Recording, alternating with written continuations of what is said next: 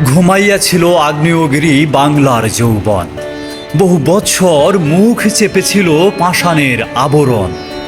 তার এ ঘুমের অবসরে যত ধনলোভী রাক্ষস প্রলোভনে দিয়ে করেছিল যত বুদ্ধিজীবীরে বশ।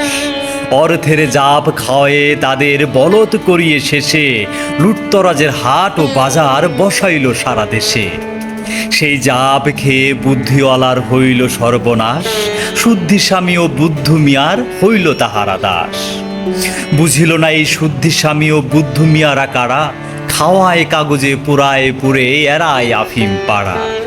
7 কোটি বাঙালির 7 জনে শুধু টাকা দিয়ে দাস করে এরা হলো কোটিপতি বাঙালি রক্ত পিয়ে।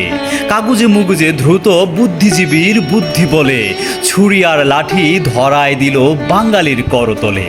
জানে এরা ভায়ে ভায়ে হেতা যদি নাহি করে লাঠালাঠি, কেমন করিয়া শ্বাস শুষে খাবে ইহাদের দিয়া আটি। আটি খেয়ে যবে ভরে নাকো পেট, শূন্য বাটি ও থালা, বাঙালি দেখিল এত পাট ধান, মেটে না ক্ষুধার জ্বালা। তখন বিরাট আগ্নেয়গিরির বাংলার যৌবনে নাড়া দিয়া যেন জাগাইয়া দিল ঝঞ্ঝা প্রভঞ্জনে।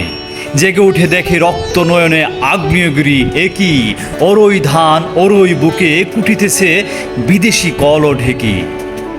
উহারই বিরাট অঙ্গে উঠেছে মিলের চিমড়ি রাশি, উহারই ধোঁয়ায় ধোয়াটে হয়েছে আখির দৃষ্টি হাসি।